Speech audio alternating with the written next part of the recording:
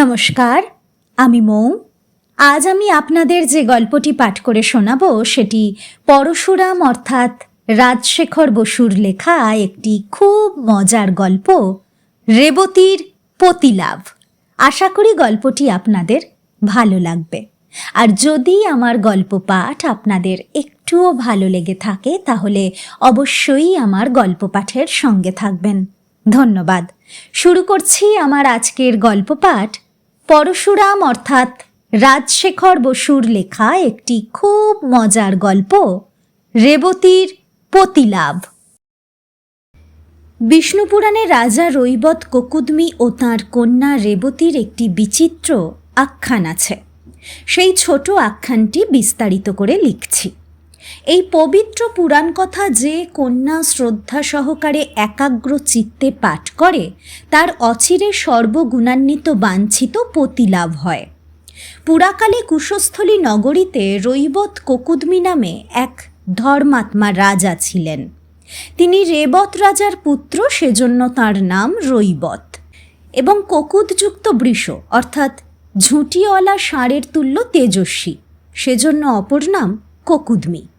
সেকালে মহত্ব ও বীরত্বের নিদর্শন ছিল সিংহ, ব্যাঘ্র ও বৃষ। সেজন্য কীর্তিমান লোকের উপাধি দেওয়া হতো পুরুষ সিংহ, নরশার্দুল, ভরতর্ষভ, মণিপুঙ্গব ইত্যাদি। রৈবত রাজার রেবতী নামে একটি কন্যা ছিলেন। তিনি রূপে গুণে অতুলনা। রেবতী বড় হলে তাঁর বিবাহের জন্য রাজা পাত্রের খোঁজ নিতে লাগলেন। অনেক পাত্রের বিবরণ সংগ্রহ করে রৈবত একদিন তার কন্যাকে বললেন, দেখ রেবতী, আর বিলম্ব করতে পারি না। তোমার বয়স ক্রমেই বেড়ে যাচ্ছে। তুমি অত খুঁত ধরলে বরই জুটবে না। আমি বলি কি, তুমি কাশীরাজ তুন্দবর্ধনকে বিবাহ করো। রেবতী ঠোঁট কুঁচকে বললেন, অত্যন্ত মোটা আর অনেক স্ত্রী, আমি সতীনের ঘর করতে পারবো না। রাজা বললেন, তবে গান্ধারপতি গণ্ডবিক্রমকে বিবাহ করো, তাঁর স্ত্রী বেশি নেই, গণ্ডমূর্খ আর অনেক বয়স। আচ্ছা, তিগর্ত দেশের যুবরাজ করম্বকে কেমন মনে হয়? কাঠির মতন রোগা।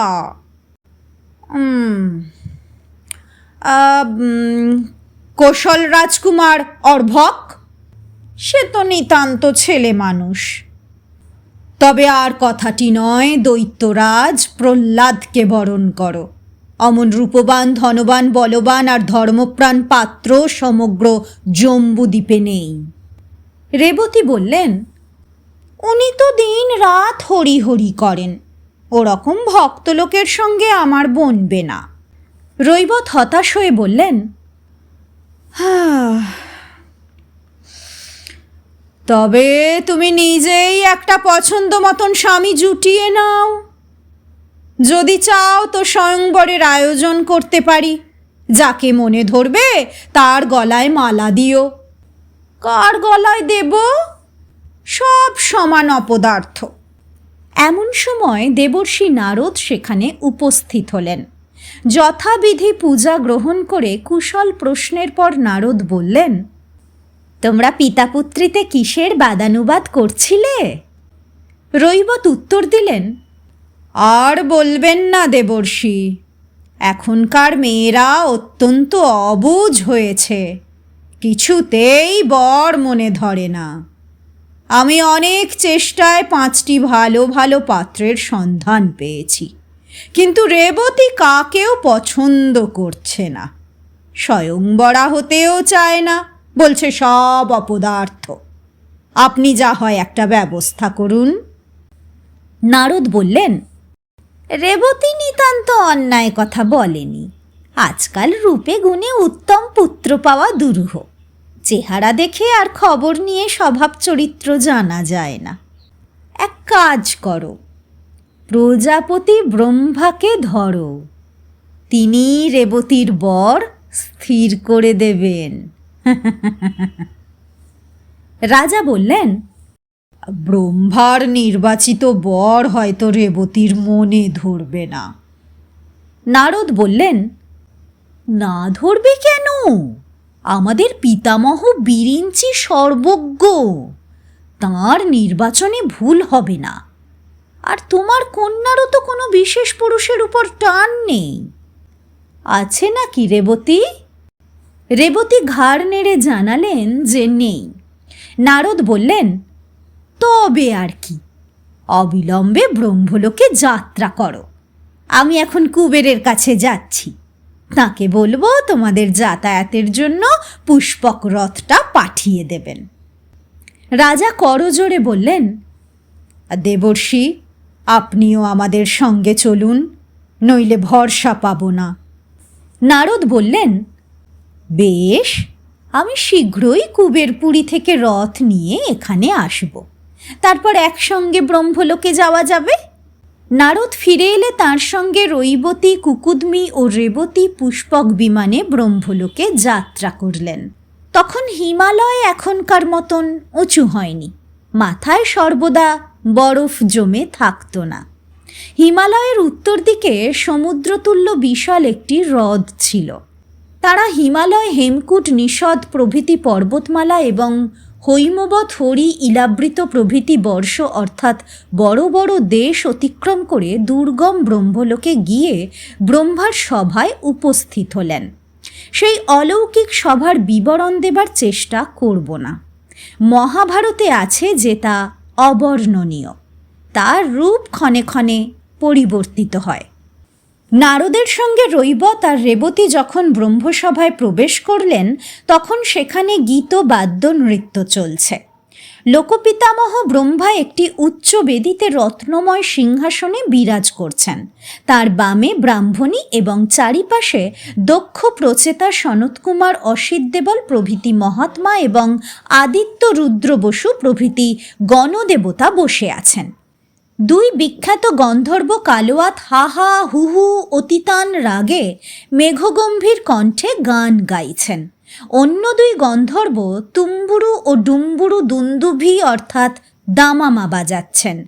তখন মৃদঙ্গ আর বাঁয়া তবলার সৃষ্টি হয়নি। 10 জন বিদ্যাধর 10টি প্রকাণ্ড বীণায় ঝঙ্কার দিচ্ছেন এবং উর্বশী, রম্ভা, মেনকা, ঘৃতাচি প্রভৃতি অপ্সরার দল ঘুরে ঘুরে নৃত্য করছেন।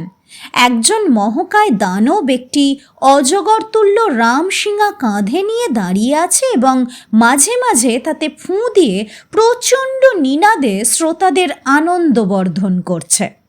সভাস্থ সকলে তন্ময় হয়ে সঙ্গীত রস পান করছেন এবং ভাবের আবেশে মাথা দোলাচ্ছেন। ব্রহ্মার উদ্দেশ্যে প্রণাম করে নারদ নিঃশব্দে সনৎকুমারের কাছে গিয়ে বসলেন। একজন বেত্রধারিণী প্রতিহারী যক্ষী ঠোঁটে আঙুল দিয়ে রৈবত ও রেবতীর কাছে এলো এবং ইঙ্গিত করে ডেকে নিয়ে তাদের সুখাসনে বসিয়ে দিল। একটু পরেই ব্রহ্মদেব, গন্ধর্ব, মানব প্রভৃতি সভাস্থ সকলে সবেগে মাথা আর হাত নেড়ে বলে উঠলেন, হা হা হা হা হা, সাধু সাধু, অতি উত্তম। নৃত্যাগীত বাদ্য নিবৃত্ত হল। ব্রহ্মা তখন রৈবত ও রেবতীর প্রতি প্রসন্ন দৃষ্টি নিক্ষেপ করে নিকটে আসবার জন্য সংকেত করলেন। পিতা পুত্রী সাষ্টাঙ্গে প্রণাম করলে ব্রহ্মা বললেন, রাজা, তোমার কন্যাটি তো দেখছি পরমা সুন্দরী, বড়ও হয়েছে, এর বিবাহ দাওনি কেন? রৈবত বললেন, ভগবান, আপনার কন্যার বিবাহের জন্যই আপনার কাছে এসেছি। আমি অনেক ভালো ভালো পাত্রের সন্ধান পেয়েছি, কিন্তু রেবতী কাকেও পছন্দ করছে না। কাশীরাজ তুন্দবর্ধন, গান্ধারপতি গণ্ডবিক্রম, তীর্গত যুবরাজ করম্ব, কোশল রাজকুমার অর্ভক, দৈত্যরাজ প্রহ্লাদ। ব্রহ্মা স্মিত মুখে ধীরে ধীরে মাথা নাড়লেন। রৈবত বললেন, আপনিও কি এদের সুপাত্র মনে করেন না? ব্রহ্মা বললেন, ওরা কেউ এখন জীবিত নেই, ওদের পুত্র, পৌত্র, প্রপৌত্রাদিও গত হয়েছে। বলেন কি পিতামহ? হ্যাঁ, সব পঞ্চত্ব পেয়েছে। তোমারও আত্মীয় স্বজন কেউ জীবিত নেই। মস্তকে করাঘাত করে রৈবত বললেন, হা হতস্মি! ভগবান, আমার রাজ্যের আর সকলে কেমন আছে? মুখ্যমন্ত্রীর তত্ত্বাবধানে সমস্ত রেখে আপনার চরণ দর্শনে এসেছি। এর মধ্যে অকস্মাৎ কোন দুর্বিপাকে আমার আত্মীয়বর্গ বিনষ্ট হলো? আমার কোন পাপের এই পরিণাম? ব্রহ্মা বললেন, মহারাজ, শান্ত হও। অকস্মাৎ বা তোমার পাপের ফলে কিছুই হয়নি। যথাবিধি কালবেশে ঘটেছে। তোমার মন্ত্রী, মিত্র, ভৃত্য, কলত্র, বন্ধু, প্রজা, সৈন্য, ধন কিছুই অবশিষ্ট নেই। কেবল তুমি আর তোমার কন্যা আছো। আকুল হয়ে রৈবত বললেন, কিছুই বুঝতে পারছি না প্রভু, আমি কি স্বপ্ন দেখছি? ব্রহ্মা সহাস্যে বললেন,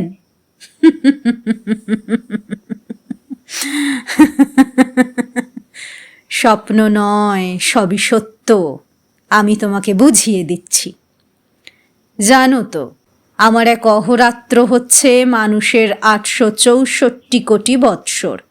আচ্ছা আচ্ছা, তুমি এই সভায় কতক্ষণ এসেছ?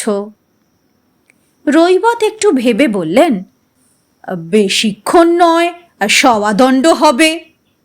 ব্রহ্মা বললেন, গণনা করে বলো তো, আমার এই ব্রহ্মসভায় 1.25 দণ্ডে নরলোকের কত বৎসর হয়? মাথা চুলকে রৈবত বললেন, ভগবান, আমি গণিত শাস্ত্রে চিরকালই কাঁচা। আর দেবর্ষি নারদ যদি কৃপা করে অঙ্কটি কষে দেন। নারদ বললেন, হরে মুরারে, হরে মুরারে। অঙ্কটঙ্ক আমার আসে না, ও হলো নীচ গ্রহ বিগ্রহের কাজ। রেবতী, তুমি তো শুনেছি খুব বিদুষী, নানা বিদ্যা জানো, বলো না কত হয়?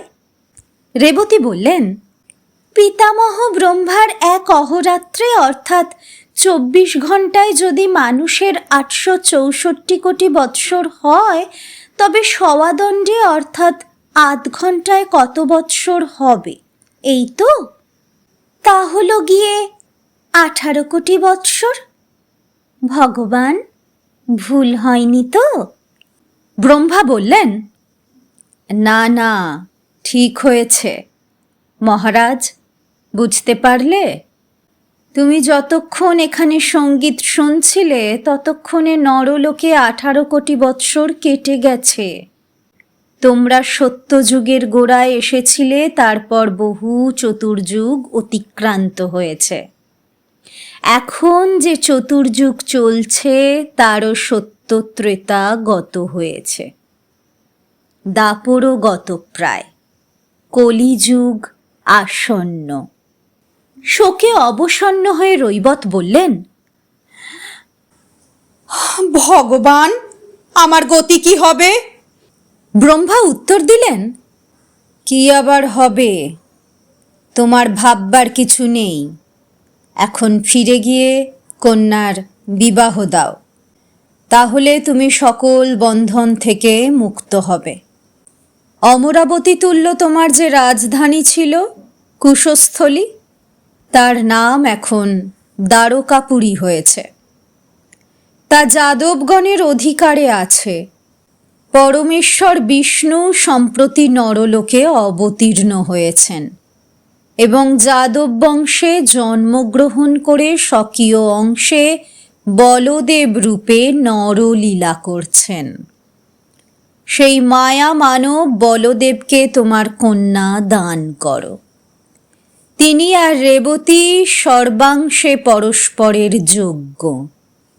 রৈবত বললেন, আপনার আদেশ শিরোধার্য, বলদেবকেই কন্যাদান করব। কিন্তু আমার গতি কি হবে প্রভু? আবার বলে, গতি কি হবে? বৃদ্ধ হয়েছ, একমাত্র সন্তান রেবতীকে সৎপাত্রে দিচ্ছ, আর তোমার বেঁচে থেকে লাভ কি? রাজ্যেরই বা প্রয়োজন কি? তোমার রাজ্য তো রেবতীরই শ্বশুর বংশের অধিকারে আছে। মেয়ের বিবাহ দিয়ে তুমি সোজা ব্রহ্মলোকে ফিরে এসো এবং সশরীরে আমার কাছে সুখে বাস করো। এর চাইতে আর কি সদ্গতি চাও? রৈবত বললেন, তাই হবে প্রভু, কিন্তু দেবর্ষি নারদও আমার সঙ্গে মর্তলোকে চলুন, আমি বড় অসহায় বোধ করছি। নারদ বললেন, বেশ তো, আমি তোমার সঙ্গে যাব, কোনো চিন্তা করো না। রেবতীর বিবাহ ব্যাপারে আমি তোমাকে সর্বপ্রকারে সাহায্য করব।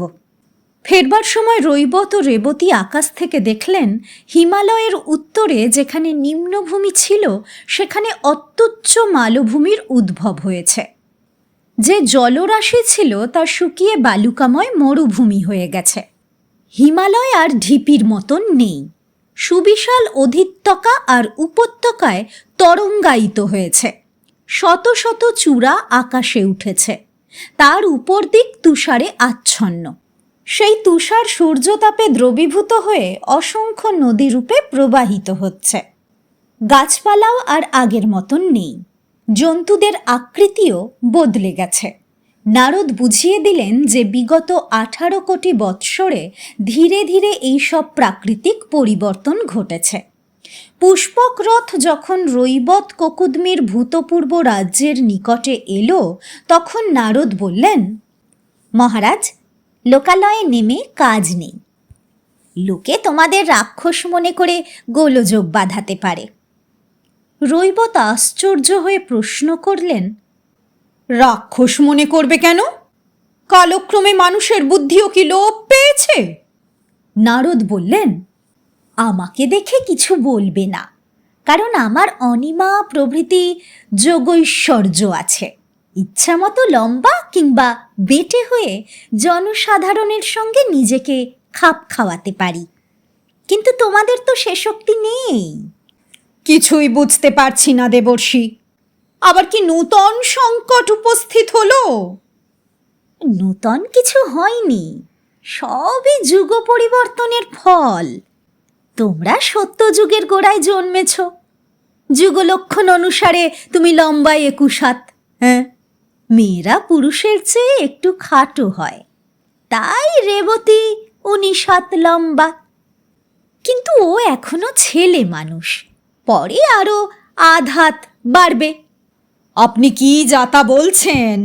আমার এই রাজদণ্ডটি ঠিক 1 হাত, এই দিয়ে আমাকে মেপে দেখুন না, আমি লম্বায় বড়জোর 4 হাত হব। তোমার হাতের মাপে তাই হতে পারে বটে, কিন্তু সে মাপ ধরছি না। কলিযুগে মানুষের হাতের যে মাপ, সকল শাস্ত্রে তাই প্রামাণিক গণ্য হয়। সেই কলিযুগীয় মাপে তুমি 21 হাত আর রেবতী 19 হাত লম্বা। তাহলেই বা ক্ষতি কি? সত্যযুগে মানুষ যেমন 21 হাত লম্বা, তেমনি ত্রেতায় 14 হাত, দাপরে 7 হাত, কলিতে 3.5 হাত। এখন নরলোকে দাপরের অন্তিম দশা, কলিযুগ আসন্ন, সেজন্য মানুষ খাটো হতে হতে 4 হাতে দাঁড়িয়েছে, বড়জোর 4.25 হাত। এখানকার মেটে লোকরা যদি সহসা তোমাদের দেখে তবে রাক্ষস মনে করে ইট পাথর ছুঁড়বে। বিবাহের পূর্বে এরকম গোলযোগ হওয়া কি ভালো? আমাদের কি কর্তব্য আপনি বলুন। নারদ বললেন, নিচে ওই পাহাড়টি চিনতে পারছো? রৈবত বললেন, হ্যাঁ হ্যাঁ, খুব পারছি। ও তো আমারই প্রমোদগিরি। ওর উপরে নিচে অনেক উপবন আছে, রেবতী ওখানে বেড়াতে ভালোবাসে। রাজা, তুমি কীর্তিমান। 18 কোটি বৎসর অতীত হয়েছে, তথাপি লোকে তোমাকে ভোলেনি। তোমার নাম অনুসারে ওই পর্বতের নাম দিয়েছে রৈবতক। ওখানেই রথ নামানো হোক। রেবতীর বিবাহ পর্যন্ত তুমি ওখানে গোপনে বাস করো। একটু উত্তেজিত হয়ে রৈবত বললেন, লুকিয়ে থাকবো কার ভয়ে? এ তো আমারই রাজ্য, আর আপনিই তো বলেছেন এখানকার মানুষ অত্যন্ত ক্ষুদ্রকায়। আমি একাই সকলকে জমালয়ে পাঠিয়ে নিজ রাজ্য অধিকার করব। নারদ বললেন, মহারাজ রৈবত কোকুদমি, তুমি সার্থক না মা, একগুঁয়ে ষাঁড়ের মতন কথা বলছো। তোমার বুদ্ধি ভ্রংশ হয়েছে।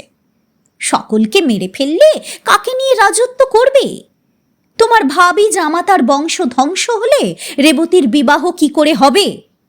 ওসব কুবুদ্ধি ত্যাগ করো।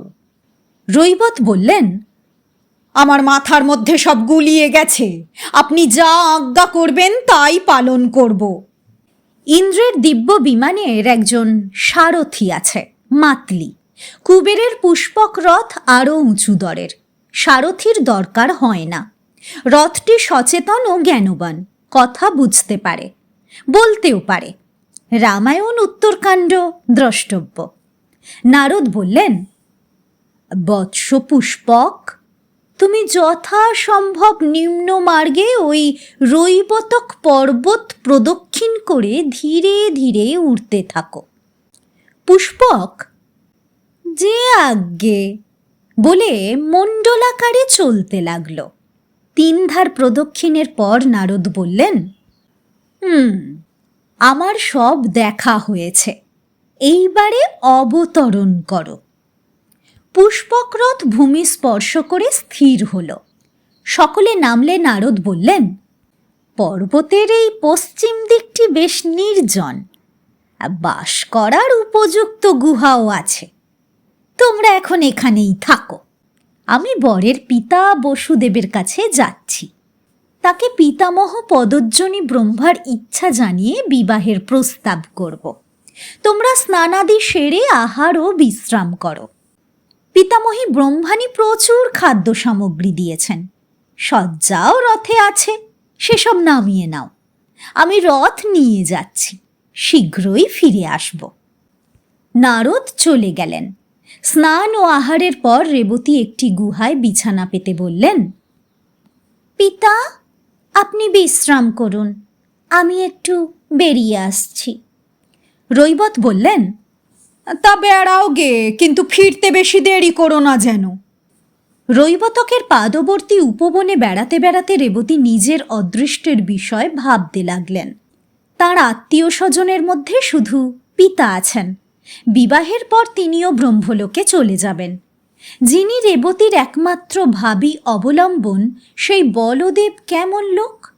ব্রহ্মা যাকে নির্বাচন করেছেন তিনি কুপাত্র হতে পারেন না, এ বিশ্বাস তাঁর আছে।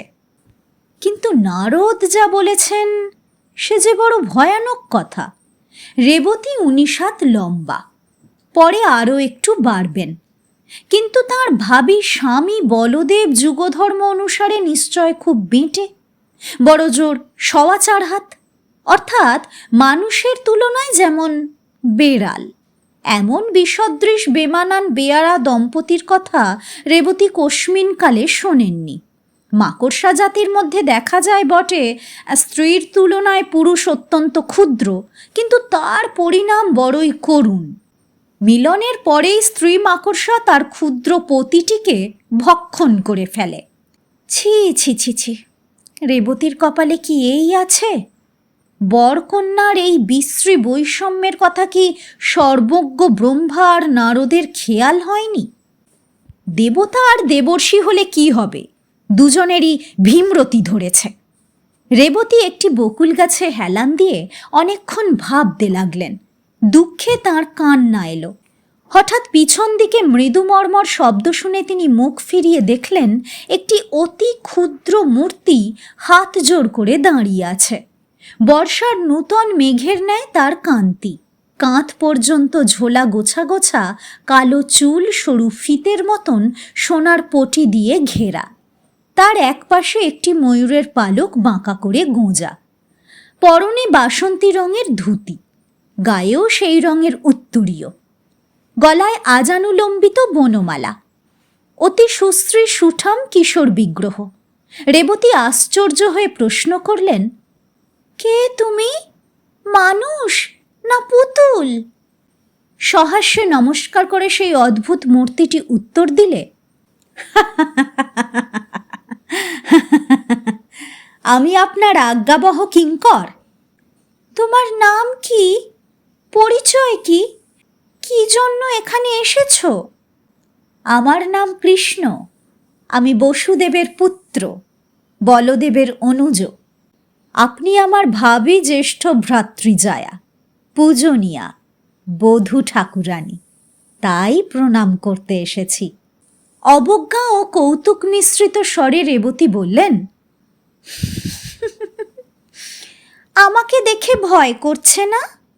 শুনেছি তোমার দাদা নাকি একটি অবতার, নারায়ণের অংশে জন্মেছে। তুমিও অবতার নাকি? কৃষ্ণ বললেন, আমি অত ভাগ্যবান নই। 10 অবতারের তালিকায় আমার নাম ওঠেনি। এখন আমার বার্তা শুনুন। দেবর্ষি নারদ আমার পিতার কাছে গিয়ে আপনার সঙ্গে বলদেবের বিবাহের প্রস্তাব করেছেন। পিতা পরমানন্দে সম্মত হয়েছেন। কালই বিবাহ। আমার অগ্রজ এখানেই আপনার সঙ্গে আলাপ করতে আসবেন। সেই সুসংবাদ দেবার জন্য আমি তাঁর অগ্রদূত হয়ে এসেছি। রেবতী প্রশ্ন করলেন, সম্পর্কে তুমি আমার কে হবে? শ্যালক? কলহাস্য করে কৃষ্ণ বললেন,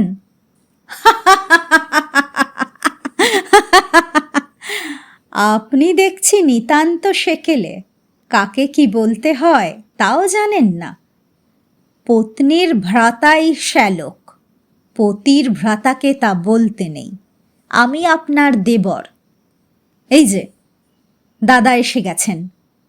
রেবতী দেখলেন তার ভাবী স্বামী কৃষ্ণের চাইতে ঈষৎ লম্বা আর মোটা।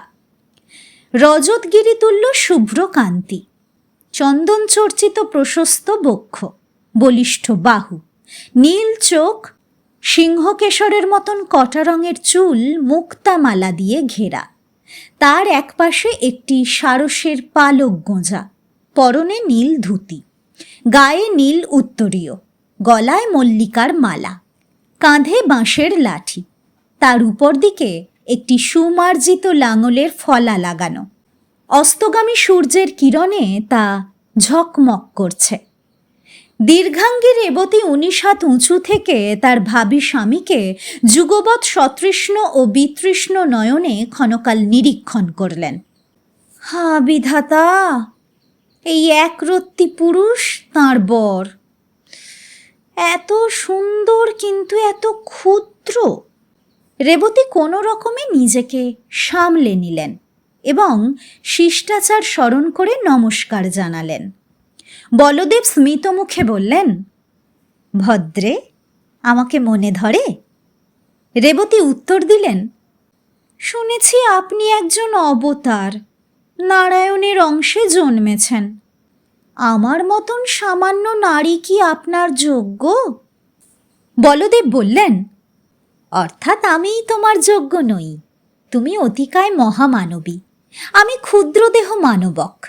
তুমি উচ্চ তালতরু, আমি তুচ্ছ এরণ্ড। তুমি তেতলা সমান উঁচু, আর আমি একটা উইঢিপি। রেবতী, তুমি ভাবছো আমি তোমার নাগাল পাবো কি করে? দুশ্চিন্তা ত্যাগ করো, আমি এখনই তোমার যোগ্য হব। এই বলে বলদেব একটু দূরে সরে দাঁড়ালেন এবং কাঁধ থেকে লাঙলটি নামিয়ে তার দণ্ড ধরে বনবন করে ঘোরাতে লাগলেন। ঘোড়ার সঙ্গে সঙ্গে দণ্ডটি লম্বা হতে লাগল। একটু পরে কৃষ্ণ বললেন, এই হয়েছে, আর ঘুরিও না দাদা। তখন বলদেব লাঙলের ফলা রেবতীর কাঁধে আটকে বললেন, সুন্দরী, অপরাধ নিও না। এই লাঙল আমার বাহুর প্রতিনিধি হয়ে তোমার কম্বুগ্রীবা আলিঙ্গন করছে। রেবতী মন্ত্রমুগ্ধবৎ নিশ্চল হয়ে রইলেন। বলদেব ধীরে ধীরে লাঙলদণ্ড আকর্ষণ করলেন। সলতে টেনে নিলে প্রদীপের শিখা যেমন ক্রমশ ছোট হতে থাকে, রেবতীও সেই রকম ছোট হতে লাগলেন। কৃষ্ণ সতর্ক হয়ে দেখছিলেন। বলে উঠলেন, থামো থামো, আর নয়। দাদা, তুমি বড্ড বেশি টেনে ফেলেছ। বলদেব লাঙল নামিয়ে নিলেন।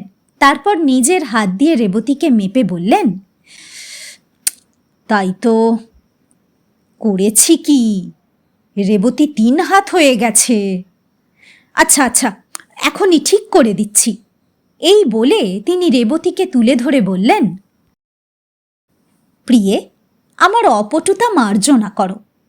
তুমি এই বকুল শাখা অবলম্বন করে ক্ষণকাল ঝুলতে থাকো। রেবতীর তখন ভাববার শক্তি নেই। তিনি দুহাতে গাছের ডাল ধরে ঝুলতে লাগলেন।